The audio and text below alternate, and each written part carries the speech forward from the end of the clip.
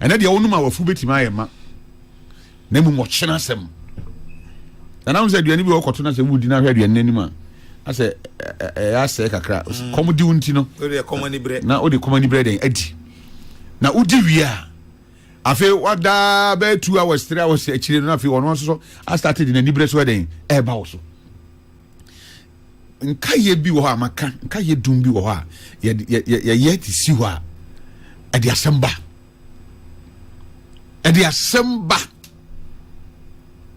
mfie bi echi because ye ran kroma ye can say me acho many years and then repeating itself ti anye careful whichever side be obi a wo say o MPP ni o NDC ni o say there committee ni setting up me feel say body e wo to me an betim ni o mampani akasa e Ghana Bar Association omo na wo to me o betim ni mampani akasa say mampani dia waye nkan ememra kwanso mom die nanso ya dwe mu die srew se be ya decision na what taking den hwesan ne fi sem body bi anim is up to mampani se obetie ana den ontie and obi asu mu ya maame so kumfo ana obi asu mu ya maame for say asema omdi aton so no indeed odi hu fo enti ye pamo no ne bom de kan koyi nyina sinsu beto a sabi o he mu na mframa edi kan ba no kire odi nsu bitime den aye to mi bi na ya na odi den odi atoyi penifo se yakika mafuna yakika madampa yakika ma NDC yakika ma MPP yakika ma Ghana ya visa judiciary no enya ho eni ho ma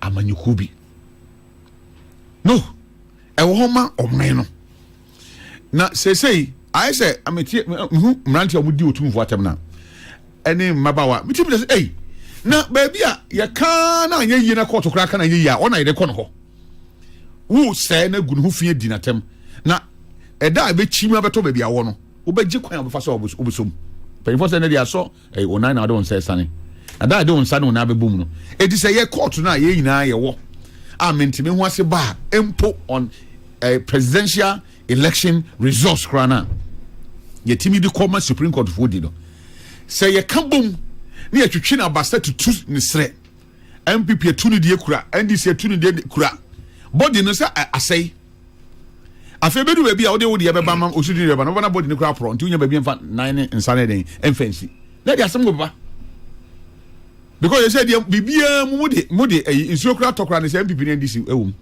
nsu tobre abanya oba nsu twinto ni bremu ande oba me boss say John Kanya me fa ne crazy o say your mama ba ni makukura anye ya bim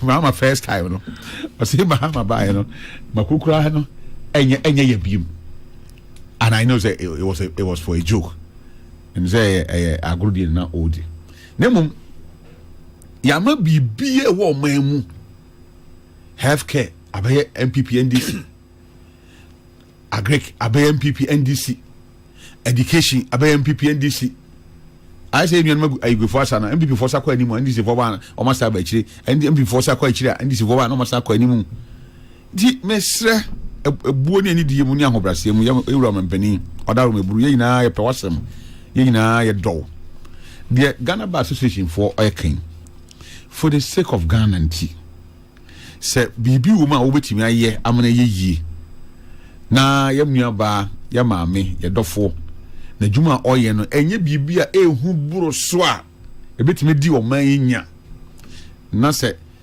kurasi maka na menwe ye etwisensan na se maame no betime akwa na djuma amasundua ba mfi se be boye nyina na yetime aboa because me be na de dama koma so me be kapa ye de UPS for eye ho adwuma yi then so be abinya round 2 aka ho say and to the mamen code then is on mum de make ina no say mumma yem yi amanyosem na ye de afore asem na ekọ no na yen hwe no se de oman esem etie se be ya ebebo yen am ye hu ne pomasibre nana medase meso medase papa that is margin hello let's say you can say we my report on a year no. Ama monsa eye de o hina popu de ama monsa ya monster. Na me who sitting arrangement no St. Peter's Square me say na ye ben ye. Omanyi ni yo. The four pa say pay ye. Omanyi posters. Me who omo musu. Omo nchantoma. Me who be dia ye bon sa. Me who omo mbe 7 sane jollof ni ade. Nti na we na ye. Eh, omo ni we ye ya kra. Anyway, Ghana ha. Ayo. Baba. I think say ankane kwan so ano no bitie dia reverend kane reverend isusu ye ne recommendations no ankane kwan so ano no ba no krepa no say reverend be giatum say efimra ye frɛ no nyankopɔ to nsa frɛ no niam no bebre ho no a kyerɛ a no a the kyerɛ se ye no kisi o ka bi fufuro because reverend ampa anka asem we ne reverend kasa so gina mfimfi but ebi ayo so friend ba ye beti ase but reverend anto so friend be ba ne de dia eda no esese ye kan sa CJ asem no e political e law no ye kakra bi no ye be 20% e political dey ti am ka say political ne say politician and not your opposition leader enim say o my way mu ye were executive legislature and the judiciary. Each of these arms of government they here papa entina embranica say mo bia amfa ne ho boribori obidiem no bia nya ne ho enene obampani ankasa ko gina NDC for lawyer for nim and don't forget to say NDC for the kind say NDC lawyers association in fact up to MPP kra ni bi ye ni bi NDC for net say NDC lawyers association mo conference ni ade correct ena wo ko gina lawyer for nim to no man hu wo TV so say doc ye NDC ni or your lawyer Reverend NDC your lawyer could just answer NDC your lawyer and you mo anka ye nim you woni pa bebre na mo ma commentary on radio ni TV yes you are a legal practitioner but omo no man hu say we NDC ni so the assumption is that someone come association won dey na ye aka nyina so ye MPP for and it is so let's put it on a record say and you omo no mudi kind dey sade we nyina ba ye mbra na ye nem mu be ye fan to chen omo meeting ase and on mampani then opposition leader catch omo say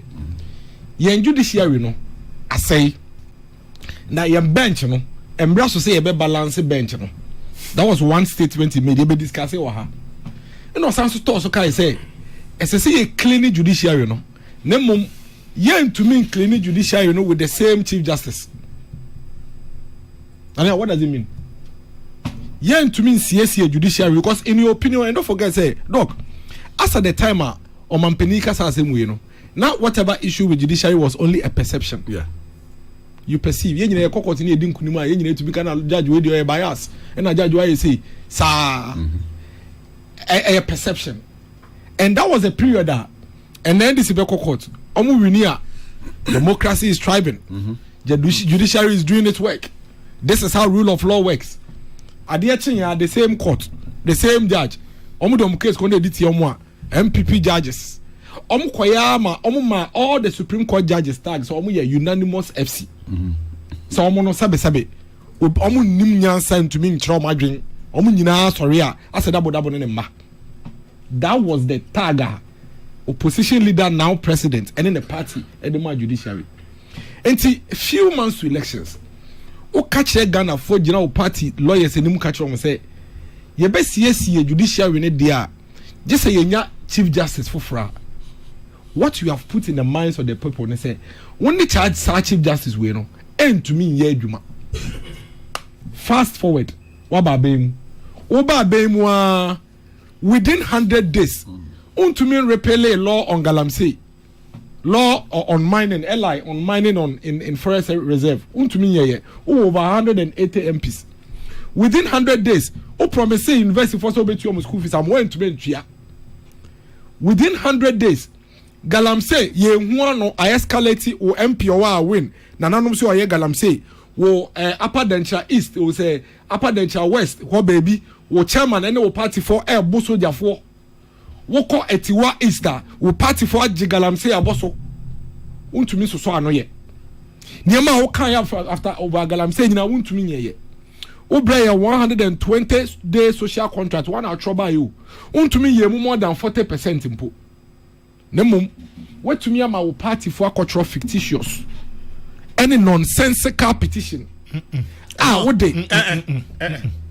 nonsensical petition no Dennis empower Mr. No nonsensical petition okay what go for petition enter asum open sa as a watchman in security what go for petitioner enter asum okay what go for petitioner enter asum enter wo wasum enter asum enter wo Dennis na na person check twi kasa yes am chire otwi so the fact enter wo wasum no does not mean enter asum na tia na o kan na missing kan ma me say enter asum enter wo wasum kasa enter asum wona me wase wana da men kan sa nda o kwa me pe we di na me ya what go for petitioner enter asum okay enter asum aba say yen fanyi chief justice edi number 1 petitions no pompon so ni o what say chief justice na dey ba kwa yen jira so yin edi ne say ne staff judicial service staff ni bi eye ni amo ho nsem e na chief justice a suspend you say a transfer ono judicial staff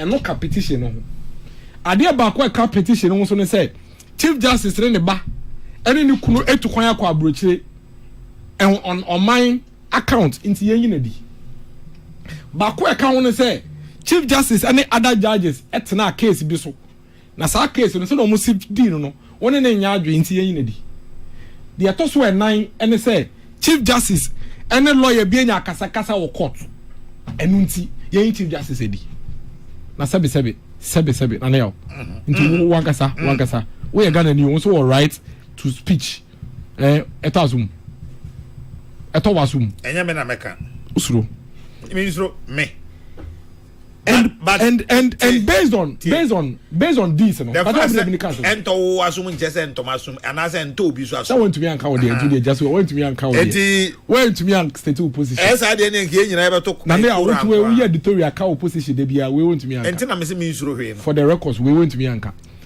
based on this no we see ye chief justice dedi no problem fair enough yempo petition aba but reverend and so the fact say petition is politically motivated based on their own kind now no maybe a chum this so be ye free team sanka ye kwa ye be nyina nka ma count what that say chief justice we no on to me fanning clean judiciary na nka komo bi ani ho anka kasa bi ani ho but sisi ade whether you like it or not and your perception a matter of fact reality say what wasem bi na o kan no and I instigate petition no.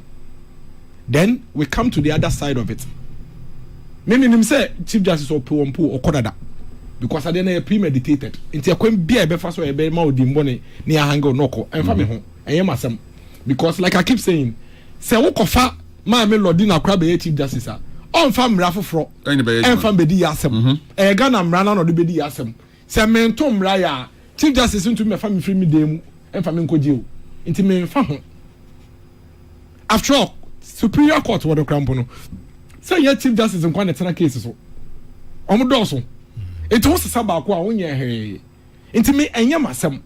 But my concern is that the Wabayan said this time, no, you have not only created and I just created a sense of perception of bias with the chief justice. You have actually made it a reality because Reverend Obia Odin Bebiano, the fact of the matter is that what did their own fees and no catch in a way. This is the biggest damage any political party or government can do to a judiciary. Men can that out. Hear me say, Opa Kadiabe Fafa Kufuado home, Kadiabe Fafi, even John Mahama number 1, Kufuor number 1 and 2. It was perception. This one a reality. The reality is that nobody and I'll be chief justice or only free because now we would say or your partisan. And I want to the partisan nipa or pay day. Abba, a bad chance ye when Fisadi will. I didn't hear yes, sir. Dear Pan, a chief justice for Roba Yamon. What do party chairman crab a upa for general mosquito be chief justice? On to me, ye be before be a mount. So, court now your lawyer no abon. What bon? Judging into me, ye be a mount. And they obey Kedi. Ghana Bar Association for Mobon anything. Now, there is nowhere Ghana Bar Association gas or a judge or my say or my boy into your man penning this. Obekaya 5 days or 6 days ago. Ghana Bar Association Governing Council CIA. You know, we release this statement be. And I also want to say statement. Immediately, I'm release this statement and Reverend you. Sadi went to me say, "Man, Yamisro." Now we are suing the year no. Manembra politics and boy, you know. Because politicians have been suing me. Yes. Immediately, a Ghana Bar Association releases statement. Who did they see here? NDC for Nina Eshas. Now there is freedom. The Ghana Bar Association is now speaking as the bar that they are supposed to be. The Ghana Bar Association is now speaking up. Abai Papa. Now Ghana Bar Association is now no longer partisan. Let me read what the Minister for Government Communications or Troy or say. The GBA statement is a marked departure from their traditionally hostile stance towards NDC governments. The GBA, like others, have yet to demonstrate any constitutional infraction on the part of the President and the Council of State in the CG matter. Let's just say, all of a sudden, no. Some statements, they were all hailing it, say, oh, Abai Papa Bantafe, what's a GBA for, and Canano, and Comcasa United NDC. But then you should state on to my religion, my idea. Baby, and one much say, or Mampenia boom brasso. This was the governing council. 5 days later, Ghana Bar Association in Kwakushia. I feel Omushia, you know. Ghana, friend is a governing council statement in the Kanka, I say, or Mampeni fam bra so. Yeah. Now, on my PFA accountability and transparency. That was the governing council's summarized statement. But this time round, the entire body now, lawyer for individuals say, you should be on Mampeni yana. You did say a fat baby no. I'm saying yambra quanso. Inti yen trina junior day. This is so. On Mampeni suspension of the Chief Justice in there. And the FE says we see in the M say one from bra quanso. They didn't even say that there's something wrong with suspension. Almost say there are certain CSB as I say determine how this will be done. Now you may disagree with them, you may share a different opinion with them. My worry is that 5 days later, GBA now NDC for helium say I feel they are buying papa. Democracy is at play. Into almost praise you. 5 days later, almost say GBA MPP4 partisan group. They are giving them all manner of names. That tells you the level of inconsistency. I want NDC abaya yewimu. Se won kasa mo kwa dia sama wo kano. Se won yo mo nya adwen dia, we are partisan. The omo dia GBA no, sa pepepe no mo dia ma mi tokonu. Okokot no ko wini a ma mi tokonu ayade. Ade chi no kokko lusu a ma mi tokonu edi bone. And that's what they are doing to the GBA. All of a sudden, they are realizing that the GBA president, the MPP ni, NDC lawyer BA DGBA atam.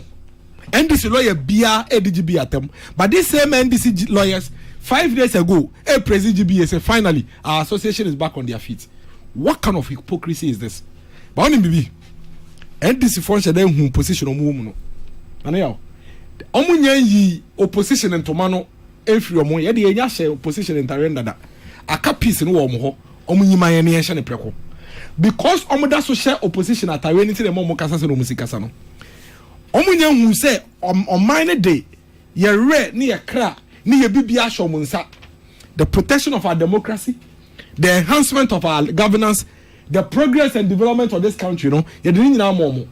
And whether they like it or not, and so mu kwenkro me fa so mo ne ye because omo ne ntumi nkasa by heart, omo ne ntumi nkasa rough sao because anope no air condition omutim so they need to speak to us and speak with us with a certain level of respect, including the Ghana Bar Association, who have simply shared their opinion. It may be wrong. The man penny obey on this also better and also make us say, Menemon dream. Until the Amepesa me yana me day, me. Now to send last week, and I am back at your wahano. Let's give time. Yama embre. Ene. So muto swaye do mo yeno na so muso mbe tokonua just as they have done to all the other public sector institutions. Ye ba yes we be correct no it won't be our fault. Who say precedence your law precedence your law no hold on precedence is law. If a bad precedent is set, you can go for judicial review to reset it. Yeah, so we'll go for a judicial review when we come to power to fix it. Because that bad precedent would have brought a biased Chief Justice. And we have to correct that. Anyway, that is why we are saying, until on the 5th of May demonstration now, all the political parties apart from NDC are coming. The Omo can say, unya ye sade we ye sa we ya ehun sunsanso nie ntinka be ya twisan. I think say all of us including the media, civil society, yenka yemumbom, yenka cha abai ne say I what show intention no ba wunya ye ade we say we ya ehun sunsanso nie me de manu si na ne ya dia me kan say NDC for perpetual hatred for the judiciary is a problem and a concern for this country. Mate. Some 43 or 44 years ago in 1982 they kidnapped and shot justices of this country to death in this country under their governance. Nimi krom yena na Cecilia Kranten na ne bada ne nan so a ofidi no ye gia kolani free ni nsem etwe ni pia bonten betom na ne busuafo ehu no 42 or 43 years later the same NDC is dragging the judiciary into the mud. Mama yen sorry ne yen 42 years ago there was no NDC. There was no NDC in 42 years ago. Na PNDC yo mo nananom but for emphasis no but PNDC for no on massive P ye free or let me tell you that now. I sometimes in penny many be aware with him. A lot of the people in government, among with the board chairman and NDC, among we are leading members of the NDC, they were in the PNDC government. It is the same people. What are you talking about? Mate, my main other issues one open into a pona. Dr. Angra and Pacho. Let me host to me as a woo. On do to me as them, they be an only do Yasma and you may make a them in cafe. Menen were issued to case in as well. Near Mayor no. Dr. Angra, in the next 5 minutes, any other issue or touch my minty. Now, Mr. Say, young fair health ye. And now, Nipa P or my moi. Obienya back reference similar to malaria. Typhoid. You acquire a diagnosis ye near mano malaria drew, but no do na ohunyanto. Yes, we Sambra near some or drew for. Young fair health system ye. Now, no pay. Oh, MPP for you see, NDC for you see, CPP for you see. Many are gonna near would tell me. Here, your health professionals are now. Bet you go hospital. Send your busy no kasakura. O yare, I bet you ama obo atorium. Madam for Kokrokoo hospital, send the BP Kosro. Go on, check Bibia, one man, etc. No, Mashada, doctor or bad way, say, after some hours, we almost say, Bibia, okay, also on coffee. Ya man away. It be so what pain a womb. A quite fast or no backasa, see a busy at town. Hospital with me, public hospital, and they are more woman panny, and I mean to me, Mamma soon come in him. Now there's an answer from my name, I said, mean pee, mean to me, Nante. To me, Jenna senior nurse ba ko bedu or no nam say mami si mempie me so me nan me ntumi no no pain mu no ko fa akonya ba esa maintenance okohwe enuro na me de ba ya am de wo me pa no obisa ne say so onim say do ya de awon ontumi nante aso so na obi de o hye me say menko na o ko hospital ya ma waduro kura wo kwa akwaje ne odi aduro no ma hwe bi ogina ne ba bi a wo so ogina no to aduro no ma ba kwa no pa ba kwa wi ba kwa nyume na se be enan ana enuma etoda wa gaduro no kura benum kura wonya ayaresa na nka oman as a people ya badwene ho me say ekwan ya fa so ya even diagnosis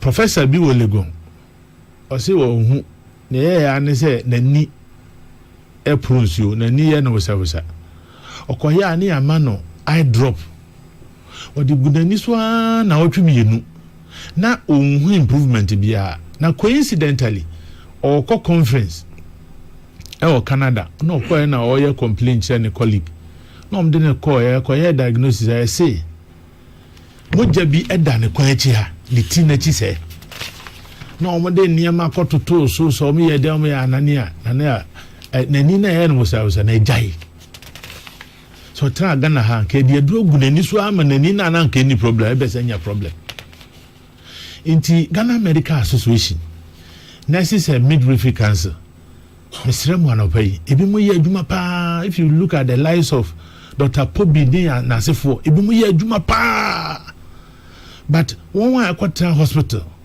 now no omiamia ne phone o social media so obi yare enti no aba beda hospital ho what kind of care ne de manipa no ekwan be ne fa so en kasa obi be fro wo ade ba akoso kura ya san akoso se obi yede na akọ hospital na ne busu ani bi na na akọhwe obi o hospital Ghana ha obetra konwom ma uti yeye mpa na obenya konwa atena so ama ade achi ensa ji so transform sa betra bonten transform sa wo nipa no ho beto no ankasa so o san yare nti baby woye negligence enamoso na obi epra ana obi edidem enamoso mo obi wu etumi redraw insurance why you want to be practice bio and so how many stories na yate regulations no se ya mana nya adwuma ya mamra nya adwuma na obi oyare offer yewu obi ebia attention ketua bia de be ma no ebema wanya abotoyem yenhwe ye health yi se covid bai nyanya me na ye yadom yes nipa 300 ehia ventilator na na anka enya bio nka se be 100 na 150 na ha ye de omuguso a omo amaka ni nyina bewu na se ye select nipa 150 so a ebeda ventilator so a me nka ho enti yenhwe ye health system ni ye ya bra ene yenya ambulance be na kwabra ni di ambulance na kofa cement se mra be ni ahihia to ho the same hospital na ebi mo rane smaller ones enya sika eye bibia ma hospital na yeye no akese na sabi nka ombetimi raise enough IGF no obekọ na washroom poto obekọ na niema basa me say yen rane on my way as a business ye bia se de kolebu ama se hweso ye de konfo no chi ama ye de regional hospital scan bebre wo ha ye ntumi nya wo ho isi o koye private hospital ni asan ambulance ni wo kura de obekọ no see a problem enti as on my yen mini ho let's improve say oxygen anywhere we anywhere near marketing kitten enti na ebi mo my suggestion say sanka ne papa mu dia say me kira dia o school na say school minim say papa na mde mba beba ho enti say me so minim hospital a e bia hyemase na say e ho so hospital me hwe ho yi a me yare asem nsi ho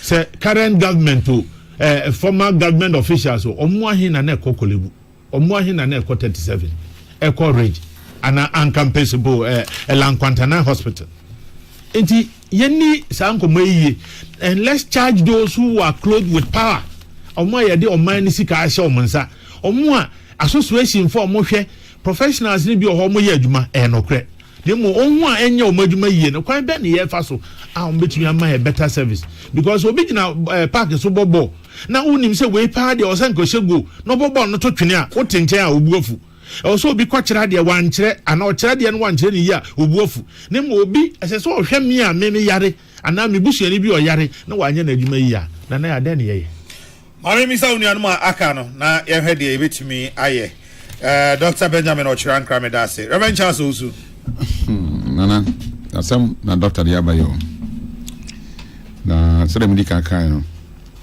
hwe delegate for anopai on form page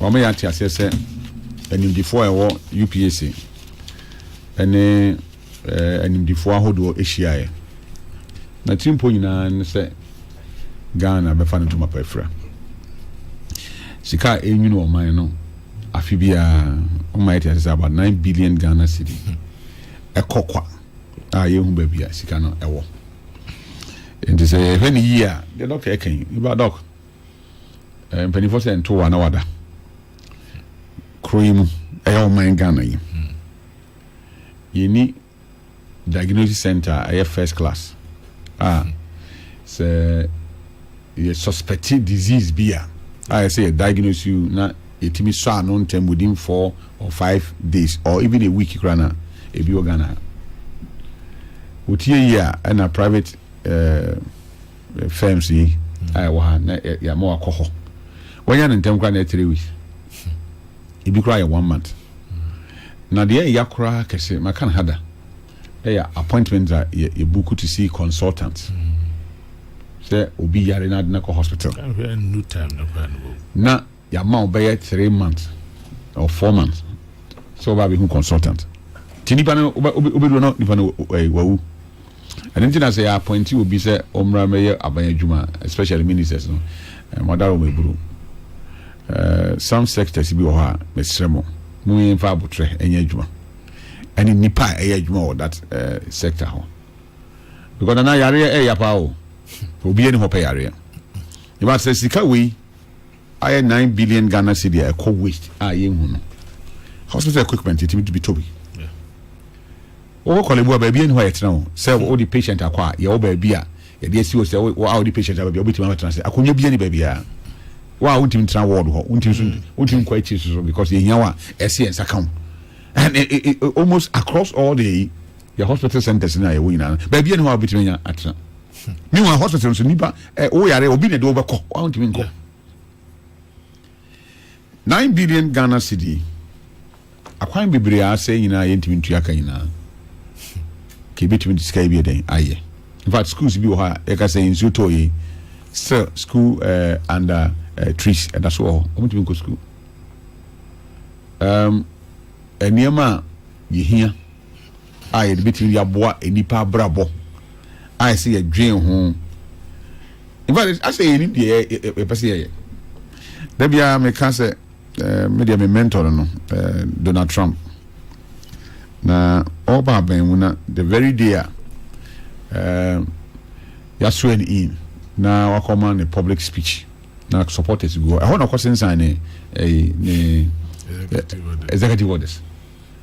O no onimdie oba be yankasa. Ya feel waba wo kofre nkofo se mon kotia mon koti committee na mon ko na mbeka asem we nche na benti je no he knew say we na me ba be but tariffs here or the ba as I feel kofo fit afin na wadwen ho wa kan won campaign asia kan the all can no na ere o implement and uhwe na said o kan no American first policy or the nam kwan America be fa so obenye sika na sika ni bia kɔ ne manfo botom o motim ya ye nyuma ama mfaso wedding abaso ama oman no I pray that aban we ba out of them ye create millionaires aban foforo ma na you can say poor people because it's suwa ye woman ni na say wa kai wa offer contractor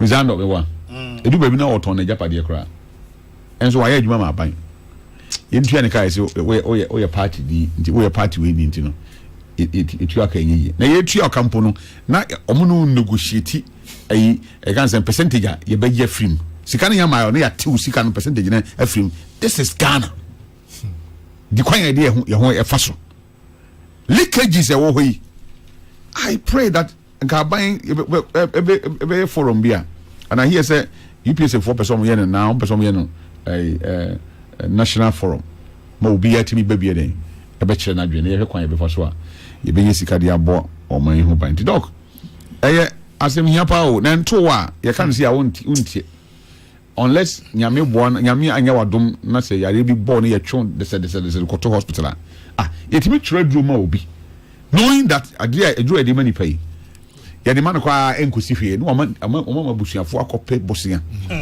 akoto aduro no na ye de awo nipa no na aye useless na nipa na wu because when we say obi ewu hospital Ghana say o kan ye bi say obi bibi because I say time of COVID by now me papa kuma one of these big hospitals how from catch him say hospital had your mama how beside o say yare o yare say mama ha aha mayanka onso makum nipa o mayanka makum ai nempio o mayanka obi a complain da nam say bo sana hatie but because you need training from baby ntino who said you omo ye na enye papa but o we not my fight system but those people know also forgotten so omo ye nipa na omo abusuan fo so ka ho enti eniema bebre ho a e wo omo mu a e ha adwin pa in fact ye ni hu nkomo a edu ba bi a eniema bi a hu hia se ye ha ye ho de ensa kokeka na de ensa kokeka na afi abe generate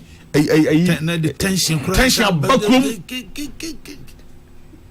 because because mami ye you know ye didn't know me here should be no besisa be no besisa etimi nye bibia etimi adey but o court na say ye di wasema whichever judge or so open as open as na fi say bibi on etimi petition we sisa no anasa wa kai unu aba edi masemo yi court if you say wa in fact eda me court yenua kisi ya ben kan say na make kan say mo radio so ne na ma me ni bisa me pese bi ya no ko amanya no de wo si ye ya mo manya no ho na say ni asema to me o because the way I was can say me judge me lawyer crap say o explain na me chen say o asem na nkasa de man kan ho asem be mo me call ho no kwanya mo de me fast na den na me ka ho asem ma me ya ma me kwan o say o so usu nim say sabi o enim say wani bi na yi onim de tie bibi na say ono o ma me advice o man kire me ma say mu kran te fi na me ko nyina na me bi say na de ko die e be ko yie die but in fact ye di asem no na ma di bim cause of the man na adwuma and he said in the court or say ye wura kiseja ben obi minim no pa na Sir John so ye me yonko minim no pa na mum e ba say ye this assembly court ye mfa yonko ne na mfosa ne den e ye adwuma ye de mra ne den e ka asem and in fact ojira mra so den e ma me di enti nyama ne bi wo ha menya anka ye ya mfa ye ho anko hyehyem kura am na ankofa problems amra ya nke be boy na enema ha ordinary people only be for look ya na me e bia any opportunity here e kan was but na bie a phone line people na enkonform ko hospitals especially government hospitals and kwanya ye dey man fa so or government hospitals are nana ade ba chi yin Dennis what am I to me 2 minutes Aleo yes o ma me 10 seconds cry me fa airwaves there because yes I respond now one my reverend all this time on my dog enyina say 2 minutes makasa say 7 minutes oya she but yo me massa ma beke different cry dia make can say so obi afa topic ope NDC for omo kai say sisi omo no mo aben omo propaganda ne omo PR machinery no omo nguno no more manage omo ho to say people in government with the responsibility as omo de yenia mama man no konanim hwe omo ba be mo omo hihye 120 days social contract aka be 5 days or 6 days na 120 na so de so mo yene so mo ko hwemu say de na mo kai say mo be no 120 days no mo akwa na kwesi say now there are serious issues so na me ya say for the past 4 months and this for ba be all of a sudden o man na ye kasa ye ka health agenda 111 na kwesi say ye kasa ye ka free SHS yes ebi manya aduane ebi munya aduane yes exams no we mu ya ade that was the kind of conversation that na cause Ghana afedi ye jaika ina every day and this for the people from ba omo awu ene omo awu to be ko chinko for mo say ya chiko ken $350 million uko bi so mo say ko ken na mo say mo akoche $350 million akwesi say mo say ya na mo bisan yes mo say mo meka mo na mo say mo ache omo atu bi ko ba bi mo say ya akoche containers bi gold shem Bank of Ghana credit shem dollars bi shem yesizi uko bi so mo say nyama na mo say mo koche no 3 weeks ago no akwesi say mo say hey ade na wo bisan omo are confused, they are in a crisis. And the crisis is that they are refusing to recognize a new portfolio, which is government in power. And almost the opposition, so for you. And the country has become noisy. Through no fault of anybody. Finance minister, treasury bill issuance, Bakubi. You know, now over subscription, no, a bit posty. 3 weeks down the line, treasury bill, no. Adane aye won ran afi don kan wasem ye be bisa na o se ye moma ye time kakra obi suma se ba ko no betro be na nsani a Trump nsensem yinti dollar ahode akofam kakra no o so mo twotwo wo de ama 2 weeks from now ensansi ni tiase ye be bisa mo say hey so it's like omo nche de hu so mo aban mu enti ese so mo carry omo hu say people in government and o minus senke na senke ene mo terminate employment of over 350,000 Ghanaians. Ebimu were employed as far back as 2017. What you madi? 350,000. Yes. Wow. Oba bemu no. be catch here say abai mu na oba no sorry 35,000 I mean 35,000 35,000 oba abai mu no be catch here say wo de wo ba no wo be ye de friend 133 edwuma baako nipa miensa na be ye wo ba ye no de baako no mo mu dada ye no na ne wo ye o mu nyina di ina wa fa nipa for Friday aba enti ne krakra ne sen we are not solving the problems of the country anyhow. Abayano is not focused on solving the challenges of this country. And then our win MP, traditional council, they say, Omampeni, MP, NDC MP, na galam say, Chenason, onye. Upper Dencha East to say West, constituency chairman, any party for, Archie Soldier for Air Bromo, it's on the Omobeku galam say. NDC for I invading and forest areas, any river bodies. And almost say yes to say a forest. I've got to go. Now, may follow so. Ede chelpa amom pampeni John Dramani Mahama say omampeni so we refi wo a when you opposition leader biom we are president of the republic fix the problems for us. Dr. Benjamin Ochere Ankra Reverend Charles Owusu Dennis Miracle Aboaje we mu mpanifu anopai omo ebeta wechi ema yedi sa enkomoi sister Barbara Nana Adwoa Echafo Sudu na Africa Echire Bedu ene yo awuda unuanum nyina se am happy baby dem so FM Nana ya okese metremu ma Ghana's morning voice chairman Gina Kwame Sefa kan Kofi Kombesan ene mo ba beto aso me de radio asomdwe